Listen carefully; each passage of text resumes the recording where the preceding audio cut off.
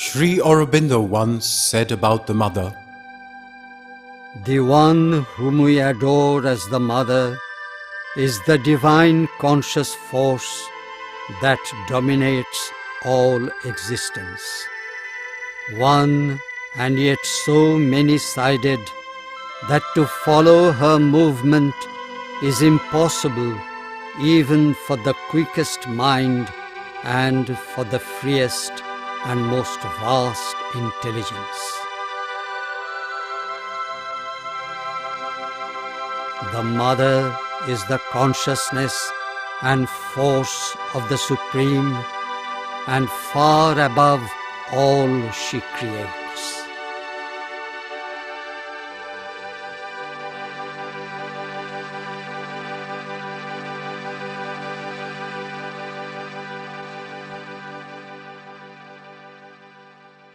the mother herself remarked, There is only one thing of which I am absolutely sure, and that is who I am. Sri Aurobindo also knew it and declared it. Even the doubts of the whole of humanity would change nothing to this fact. Throughout all this life, knowingly or unknowingly, I have been what the Lord wanted me to be.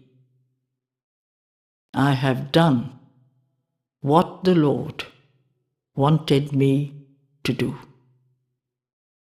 That alone matters. explaining the mother's true status, Sri Aurobindo said, The divine puts on an appearance of humanity, assumes the outward human nature in order to tread the path and show it to human beings, but does not cease to be the divine.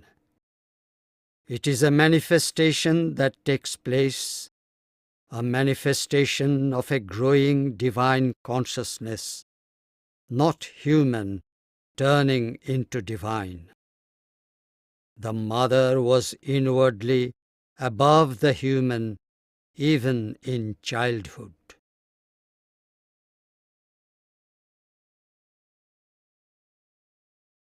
The mother was born on 21st February 1878 in Paris.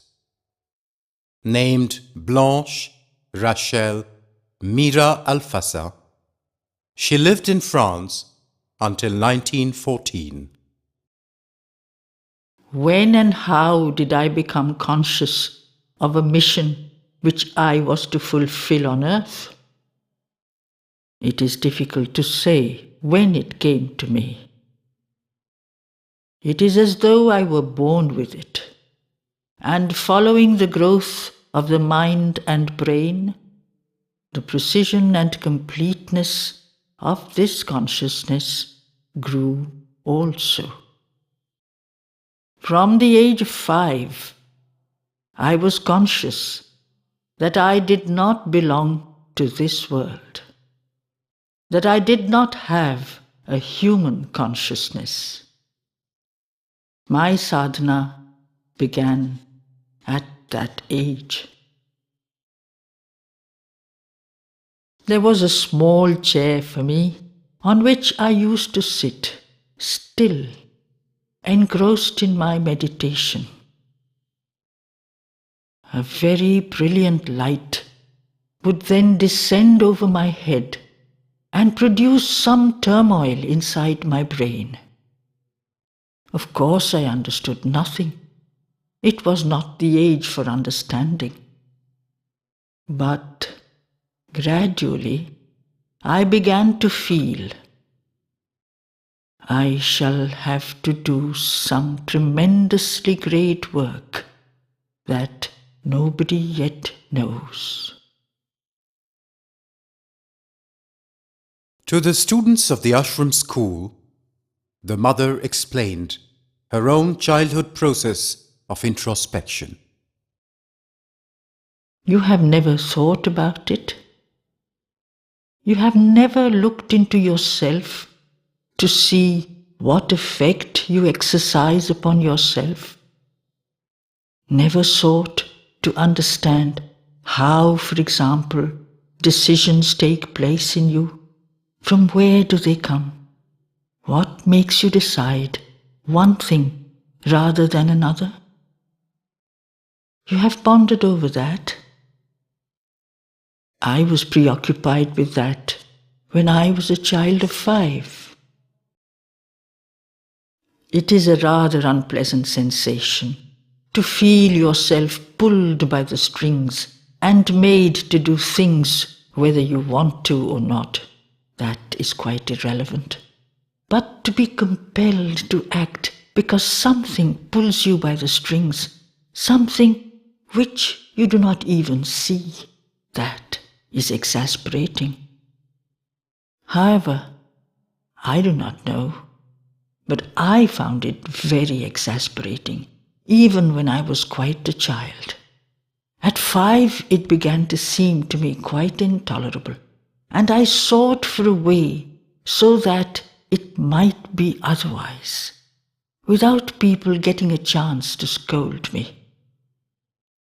For I knew nobody who could help me, and I did not have the chance that you have, someone who can tell you, this is what you have to do.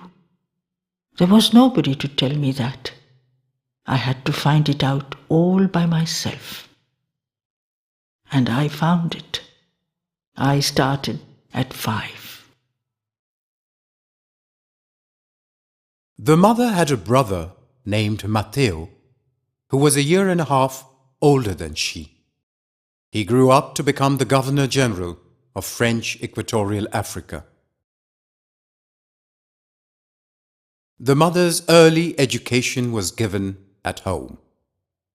She began going to school only at the age of 9. In the following statement, the mother once spoke of her inner experiences. Between 11 and 13, a series of psychic and spiritual experiences revealed to me not only the existence of God, but man's possibility of uniting with Him, of realizing Him integrally in consciousness and action, of manifesting Him upon earth in a life divine. This, along with a practical discipline for its fulfillment, was given to me during my body's sleep by several teachers, some of whom I met afterwards on the physical plane. Later on, as the interior and exterior development proceeded, the spiritual and psychic relation with one of these beings became more and more clear and frequent. And although I knew little of the Indian philosophies and religions at that time, I was led to call him Krishna, and henceforth I was aware that it was with him whom I knew I should meet on earth one day, that the divine work was to be done. The mother learned occultism at the age of 12, going out of the body into the astral worlds. I practiced occultism when I was 12. But I must say I had no fear. I feared nothing. Later, her occult knowledge saved her from serious injury. Deeply absorbed within herself, she was once crossing a boulevard in Paris. I was walking when I suddenly received a shock, as if I had received a blow, as if something had hit me, and I jumped back instinctively. And as soon as I had jumped back, a tram went past. It was the tram that I had felt at a little more than arm's length. It had touched the aura of protection. It was very strong at that time. I was deeply immersed in occultism, and I knew how to keep it. The aura of protection had been hit, and that had literally thrown me backwards, as if I had received a physical shock. And what insults from the driver! I jumped back just in time, and the tram went by. When she was 15, the mother joined the Académie Julian in Paris to learn to sketch and paint. This well-known academy was probably the only one which conducted classes for women at the time. She studied there for 4 years.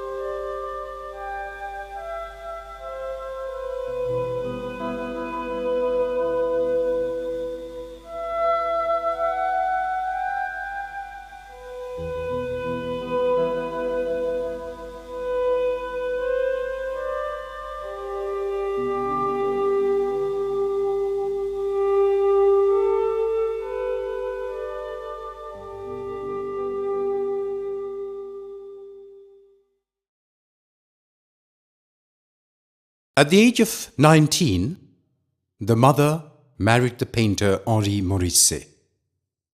Her only son, André, was born the following year, and her inner journey continued. Between the age of 19 and 20, I had achieved conscious and constant union with the Divine Presence, and I had done so all by myself, with absolutely nobody to help me, not even books. When I found one, a little later, Vivekananda's Raja Yoga came into my hands. It seemed so marvelous that someone was able to explain something to me. It enabled me to achieve in a few months something which I might have taken years to do.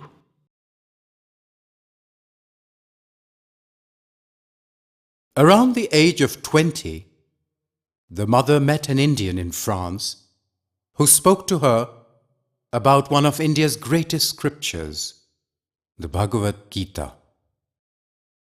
He said, "Read it with this knowledge, that in the Gita, Krishna represents the immanent God, the God who is within you." Well, in a month, the whole work was done.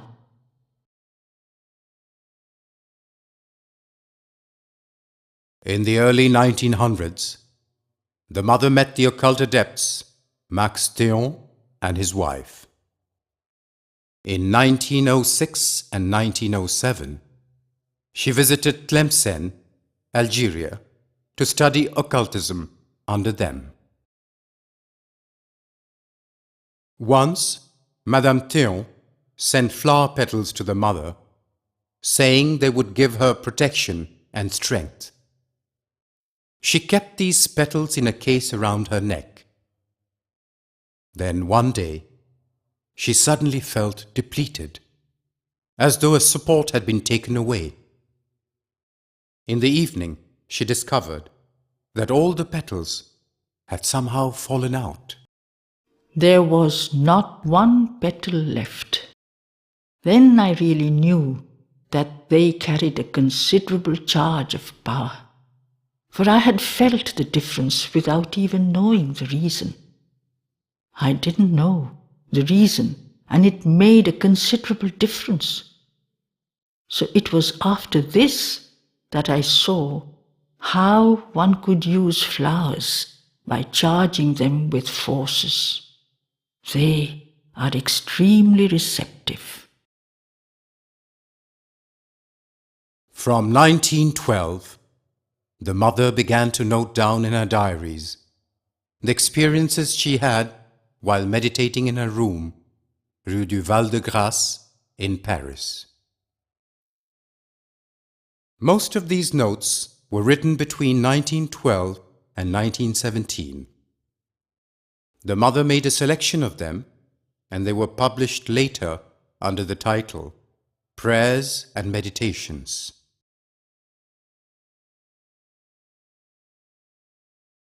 Sri Aurobindo emphasized that from the beginning, the mother and himself followed the same sadhana. Mother was doing yoga before she knew or met Sri Aurobindo, but their lines of sadhana independently followed the same course. When they met, they helped each other in perfecting the sadhana. Between 1911 and 1913, the mother met small groups of seekers in Paris and gave a number of talks which later appeared in a book entitled Words of Long Ago. She was soon to embark on the fulfillment of a long-cherished dream, to go to India, the country, as she wrote, she had always seen as a true mother country.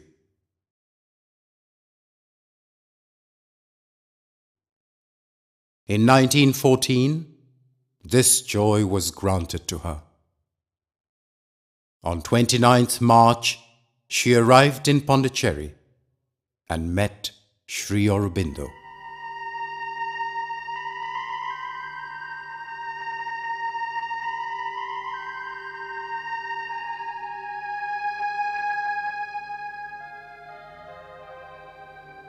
As soon as I saw Sri Aurobindo, I recognized in him the well-known being whom I used to call Krishna. And this is enough to explain why I am fully convinced that my place and my work are near him in India.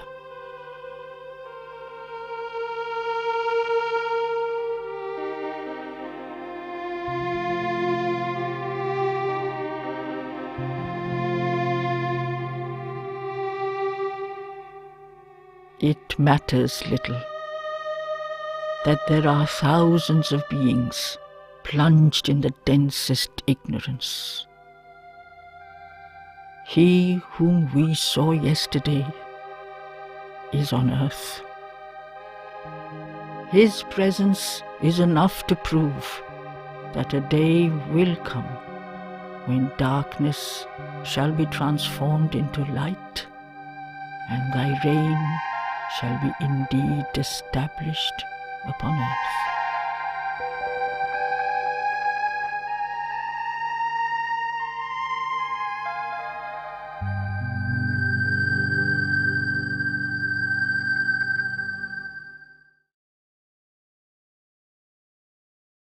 Nalini Kanta Gupta recalls what Sri Aurobindo said about the mother.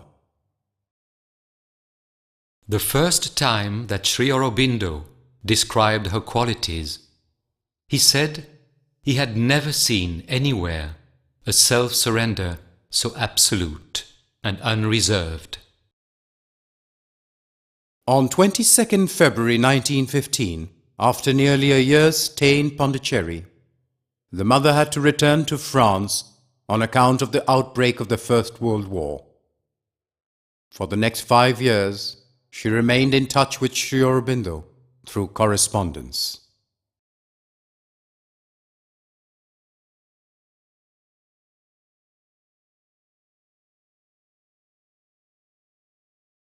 After living in France for a year, the mother went to Japan, where she stayed from 1916 until 1920.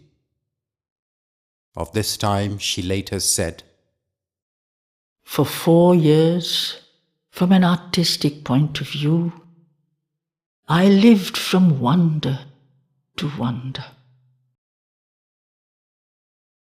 Japan possesses the vitality and the concentrated energies of a nation which has not yet reached its zenith. That energy is one of the most striking features of Japan. It is visible everywhere, in everyone. I have seen many countries.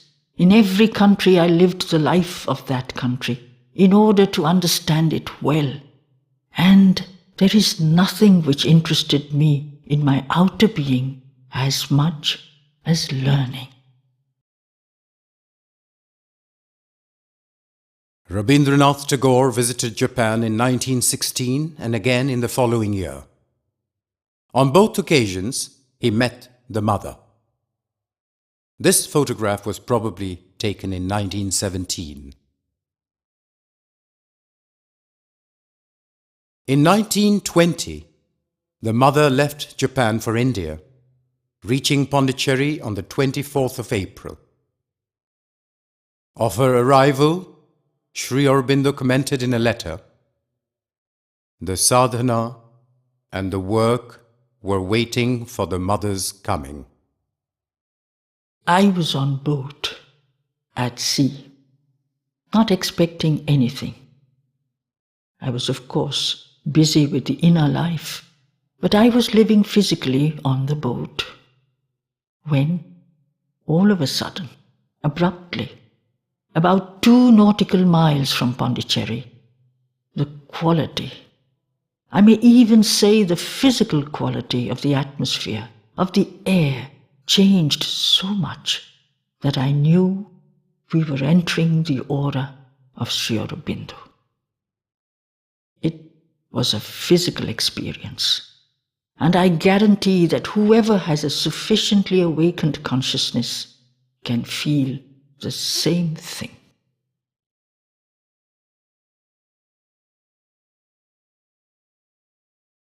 In the early 20s, the disciples met Sri Aurobindo occasionally and used to meditate with him every afternoon. But from 1926, Sri Aurobindo began to gradually withdraw, and the disciples started meditating with the mother. At first, the mother was called Meera. Then from around September 1926, she started to be called the mother. As Nolinikant Gupta recalled, In the beginning, Sri Aurobindo would refer to the mother quite distinctly as Meera. No one knows for certain on which particular date, at what auspicious moment, the word mother was uttered by the lips of Sri Aurobindo. But that was a divine moment in unrecorded time, a moment of destiny in the history of man and earth. For it was at this supreme moment that the mother was established on this material earth in the external consciousness of man.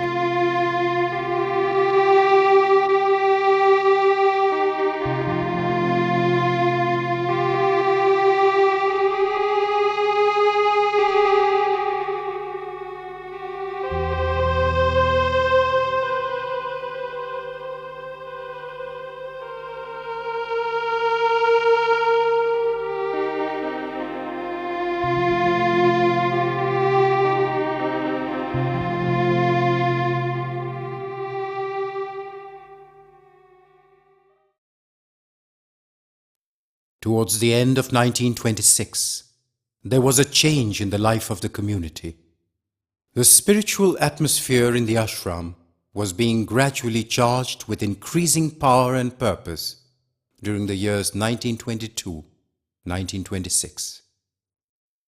And this concentration rose to a high intensity in the weeks following Sri Aurobindo's birthday on 15th August 1926, culminating in the Siddhi of 24th November, signifying the descent of the overmental force.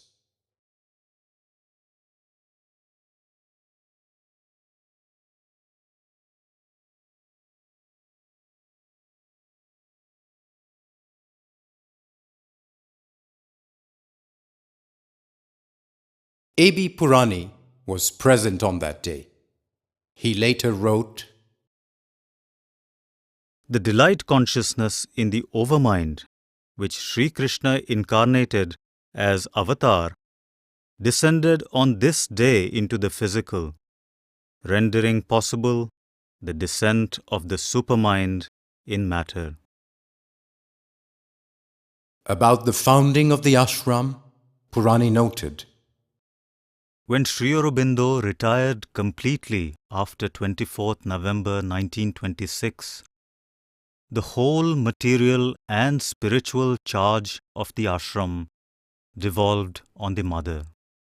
It is for this reason that 24th November is regarded not only as the day of Sri Aurobindo's Siddhi, but also as the birthday of the Sri Aurobindo ashram. In a letter to the Maharani of Baroda in 1930, Sri Aurobindo explained the purpose of the ashram.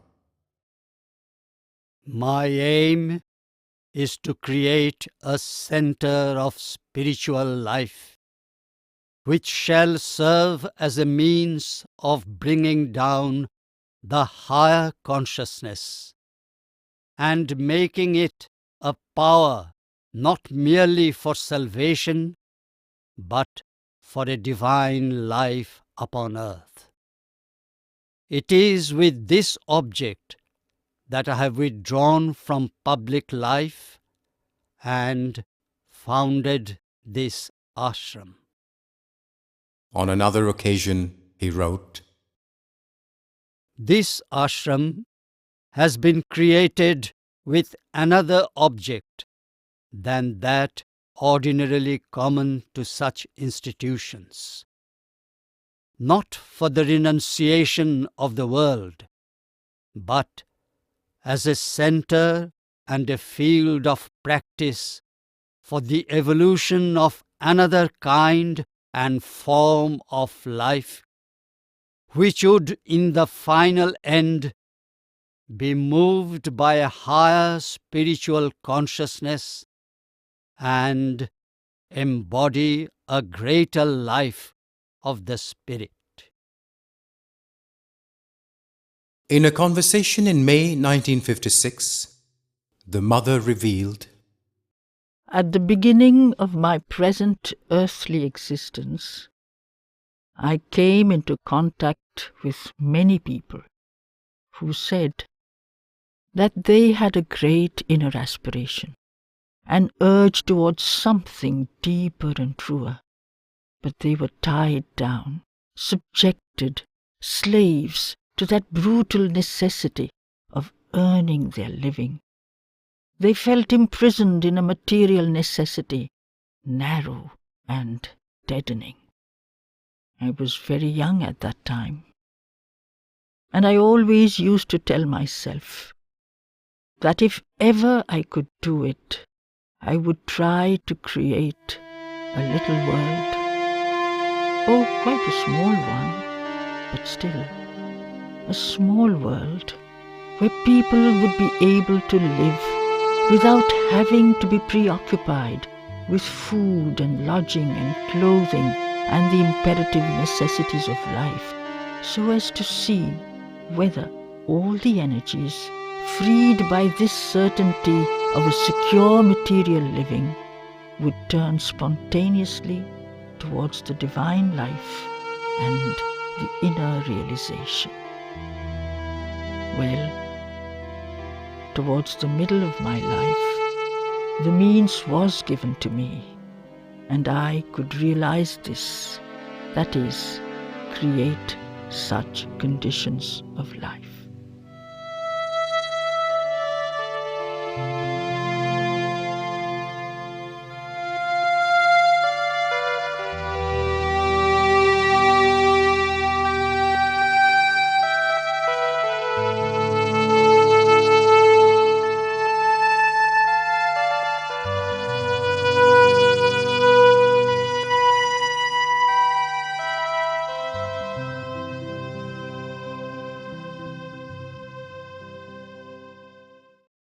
Writing about his system of yoga, Sri Aurobindo said, What is known as Sri Aurobindo's yoga is the joint creation of Sri Aurobindo and the Mother. They are now completely identified. Know that the Mother's light and force are the light and force of the truth.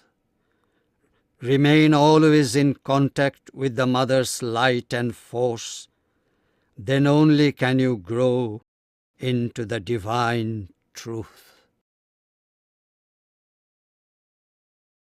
She has helped and is helping to give a concrete form to my yoga. This would not have been possible without her cooperation. One of the two great steps in this yoga is to take refuge in the Mother.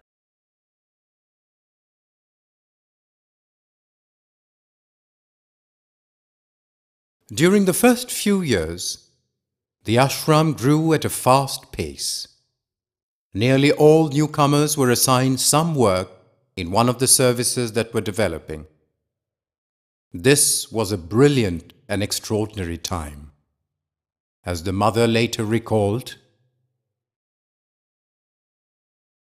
a very brilliant creation was worked out in extraordinary detail, with marvelous experiences, contacts with divine beings, and all kinds of manifestations which are considered miraculous.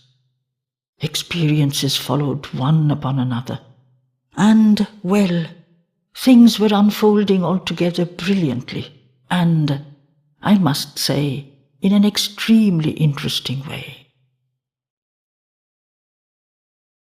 One day, I went as usual to relate to Sri Aurobindo what had been happening. We had come to something really very interesting, and perhaps I showed a little enthusiasm in my account of what had taken place. Then Sri Aurobindo looked at me and said, "Yes, this is an overmind creation. It is very interesting, very well done." And then he smiled and said, "It will be a great success. But it is an overmind creation. And it is not success that we want. We want to establish the supermind on earth." With my inner consciousness, I understood immediately. A few hours later, the creation was gone, and from that moment, we started anew on other bases.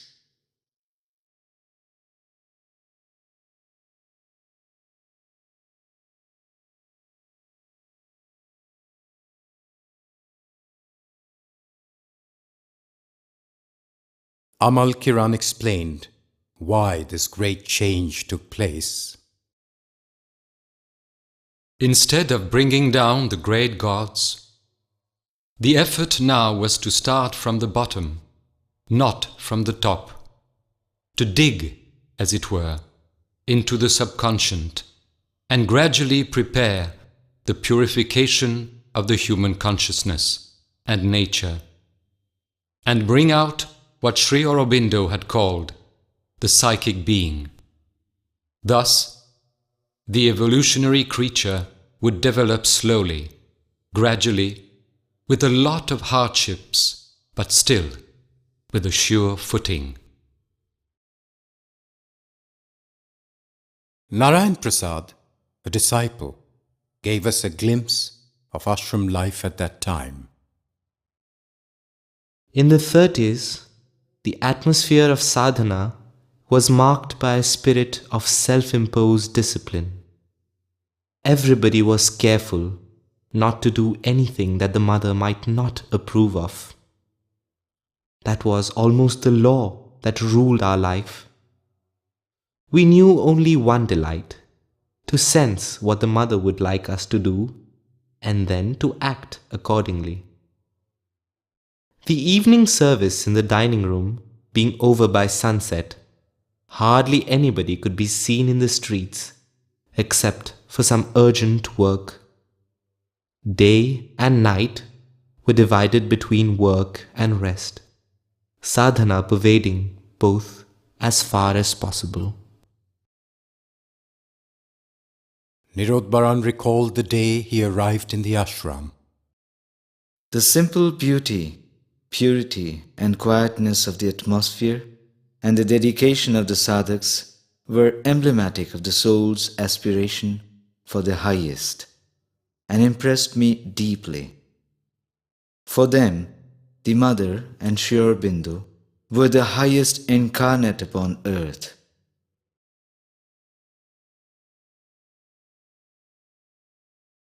A.B. Purani gave an intimate account of one of the daily events at that time, the morning pranam to the mother. A major feature of the sadhana in those days was pranam. Each morning, the sadhaks assembled in the pranam hall, now called the meditation hall, and after the mother had seated herself, approached one by one and made obeisance. The mother looked deeply at each sadhak, before and after he made pranam, and gave him her blessings, sometimes by placing both her hands on his head. Before the sadhak left, the mother gave him a specially chosen flower. To the mother, each flower had a particular significance or power, and could be used by her as a vehicle of her force. The whole purpose of pranam was to give the mother an occasion to infuse her force into the sadhaks. At the same time, it gave them a chance to open themselves to her influence and to offer themselves to the divine through her. The soup ceremony was a very important function every evening. At about 8, the mother would take her seat in front of a cauldron of soup and a small group of disciples. She would go into a trance. Amal Kiran, who was present, recollects, After some minutes, with her eyes still shut, she would spontaneously stretch out her arms, and her palms were poised over the cauldron.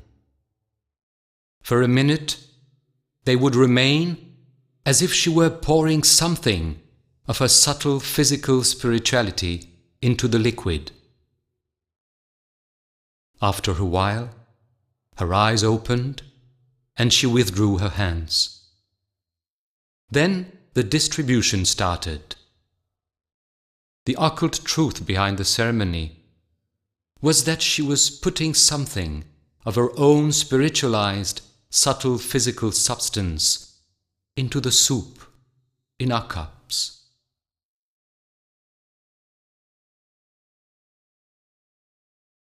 During the late 1920s and early 30s, the mother sometimes went for car drives in the afternoon, exploring the countryside around Pondicherry. Often, she invited a few disciples to accompany her. As Sahana Devi remembers, the mother, it seemed, knew quite well the paths we traversed. These walks were at times fairly long. Sometimes she would choose a spot and sit down, and we would gather around her, enjoying the scenery in the open. How pleasant it was with the mother! She carried with her some sweets and gave one to each. Here too, mother often answered if anyone asked her a question. At times, there was meditation.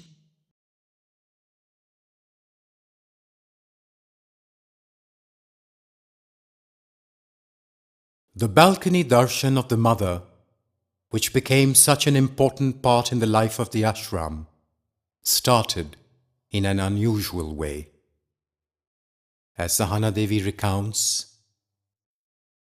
For many years, from 1938, the mother could be seen on the north balcony adjoining Pavitra's room. She used to look towards the east before sunrise ere the morning was bright. One or two of the ashramites found this out and used to await her arrival on the balcony. Gradually, instead of the few who saw her there, the entire ashram came to get a glimpse of her and assembled on the street below. This came to be known as the balcony darshan. Later, even outsiders, visitors from abroad, and also a number of people of Pondicherry too, gathered there. At this darshan, the mother, after concentrating for a few minutes, used to sweep her eyes of benevolence over all who had come. This darshan came to end on the 8th March 1962.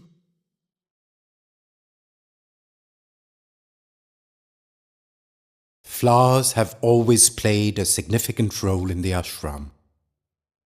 Sahana Devi writes, The part flowers have played in the ashram has been quite unique, perhaps astonishing to an observer from outside. Flowers have always had a deep rapport with life lived here. Each flower was recognized by its inner vibration by the mother and named by her according to its significance. About flowers, the mother once said, I can repose my consciousness more easily in a flower than in a human being. Flowers have a wonderful capacity to assimilate. I transmit a part of my consciousness through flowers to everyone. It then depends upon the receptivity of the person concerned.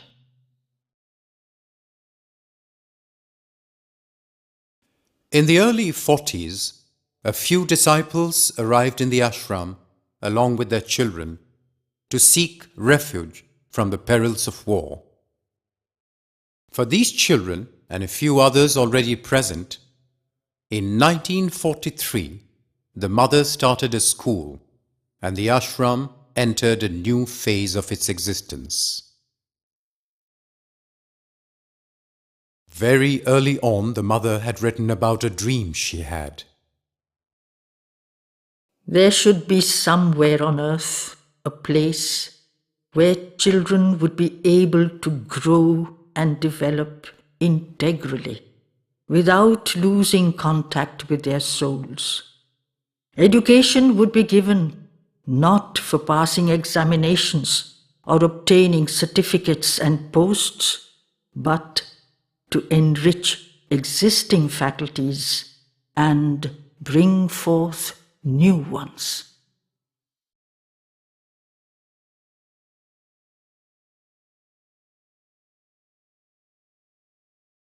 Sri Aurobindo said, Man is inwardly a soul and a conscious power of the divine.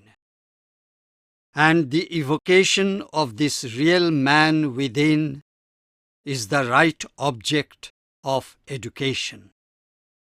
And indeed, of all human life, if it would find and live according to the hidden truth and deepest law of its own being.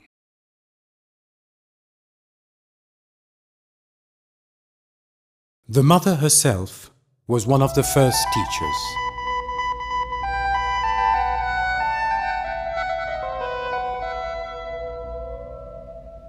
Her active involvement and guidance was the very foundation of the school, which gradually expanded to become the Sri Aurobindo International Center of Education. The ashram continued to grow around the mother and her boundless energy and care. Every day she met the disciples, answered their questions, replied to their letters, appeared for the balcony darshan and distributed flowers. She also oversaw the growth of the various departments that took shape as the need arose.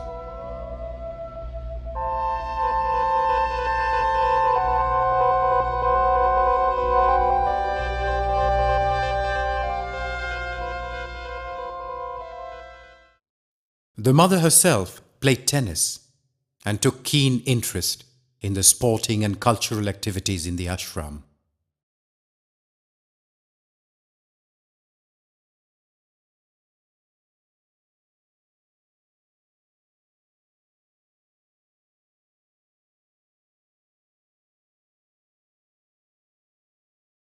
In the 50s, the mother played on her organ every Sunday. Music was for her a means of bringing down the higher consciousness from what she called the world of harmony. Her music became the source of inspiration for some disciples, notably Sunil.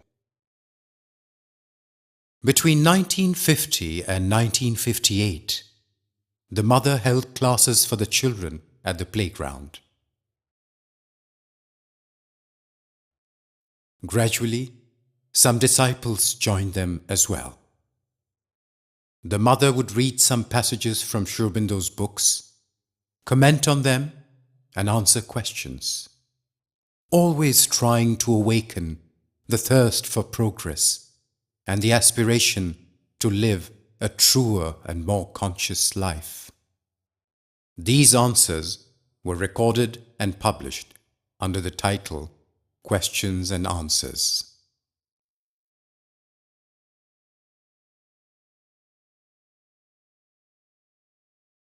In April 1950, the renowned photographer Henri Cartier-Bresson came to Pondicherry. The mother granted him permission to take photographs. His unique photographs of Sri Aurobindo and the mother were taken just a few months before Sri Aurobindo left his body on 5th December 1950.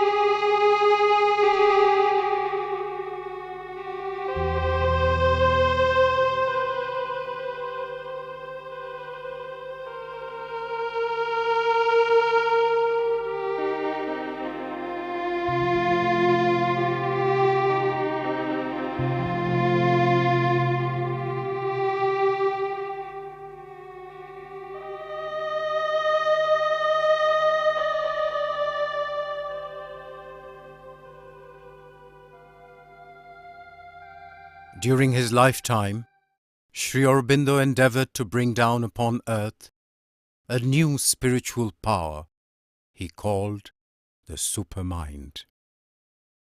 The Supermind alone, he said, had the power to change humanity. and transform terrestrial life.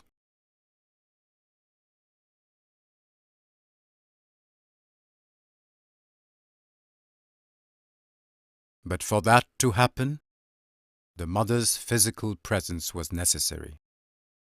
As Sri Aurobindo wrote, Her embodiment is a chance for the earth consciousness to receive the supramental into it and to undergo first the transformation necessary for that to be possible.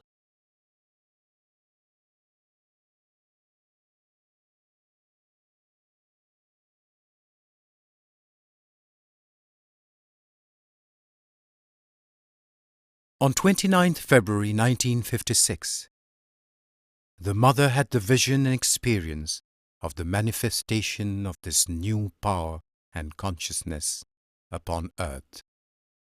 She declared, My Lord, what thou hast wanted me to do, I have done.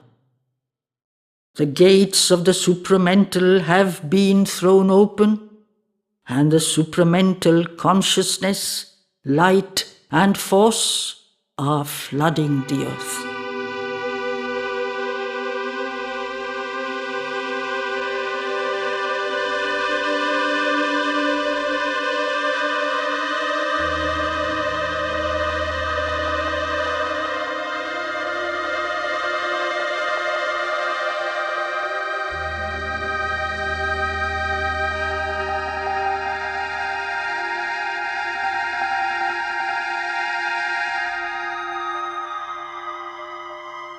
Later, she explained, What has happened, the really new thing, is that a new world is born.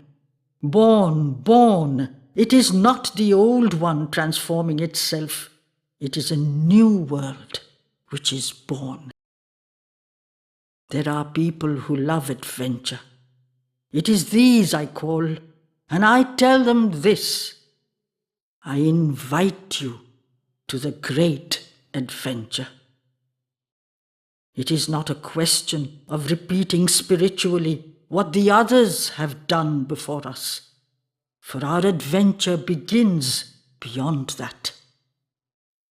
One must put aside all that has been foreseen, all that has been devised, all that has been constructed, and then set off walking into the unknown, and come what may. as early as the 30s, the mother had dreamt about creating an ideal city.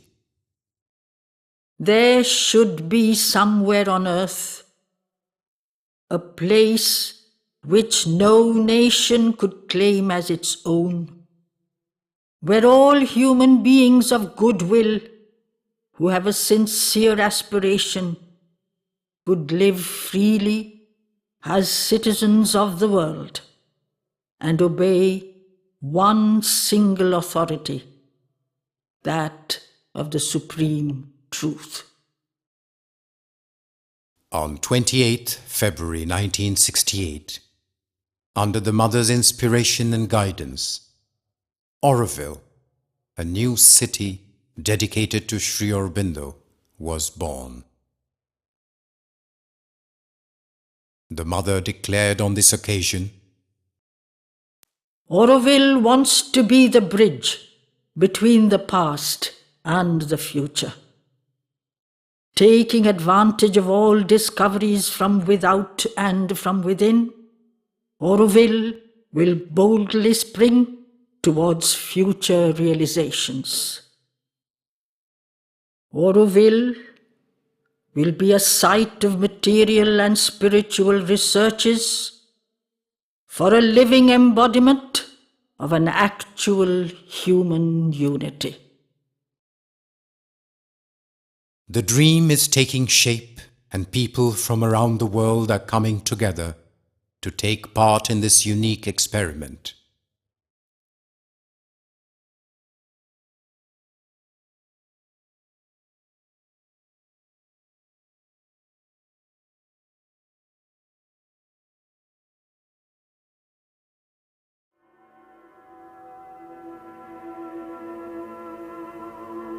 Le monde se prépare à un grand changement. Voulez-vous aider?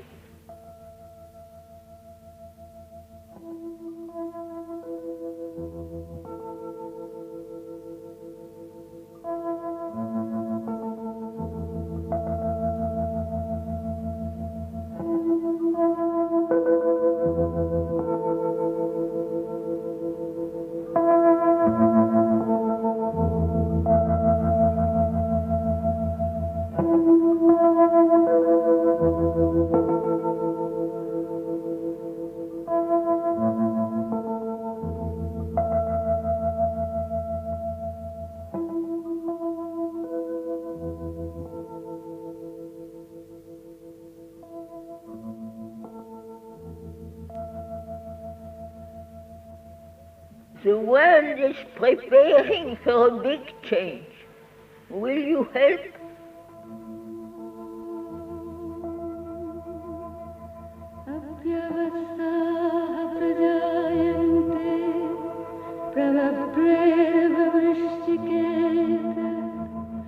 The Mother beckons us to embark on this great adventure, the creation of a new world.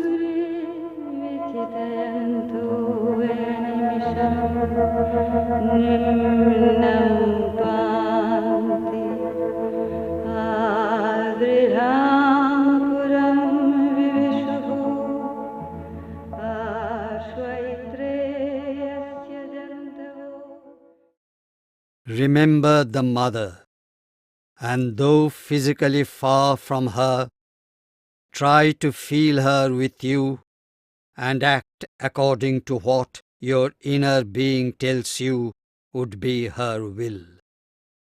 Then you'll be best able to feel her presence and mind, and carry our atmosphere around you as a protection and a zone of quietude and light accompanying you everywhere.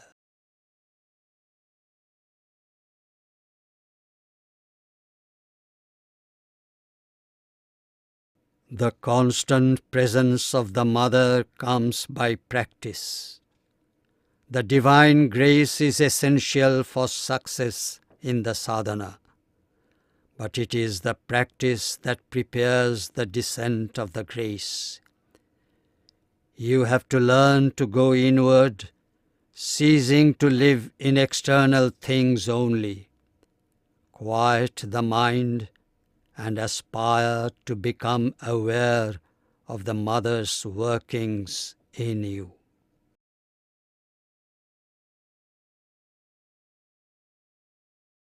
The Mother is the goal. Everything is in her. If she is attained, all is attained. If you dwell in her consciousness, everything else unfolds of itself.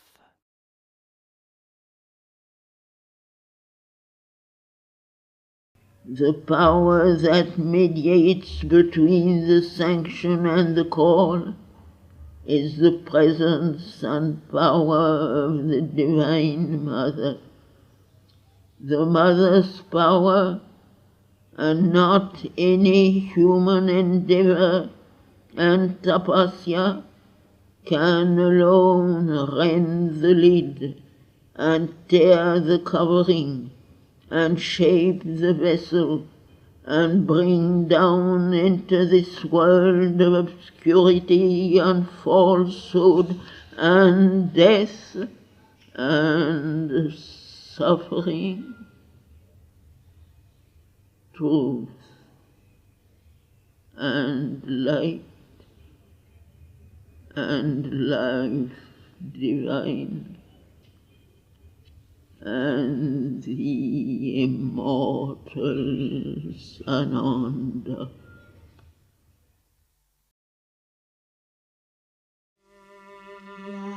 देवी सर्वभूतेषु मातृरूपेण संस्थिता नमस्तस्यै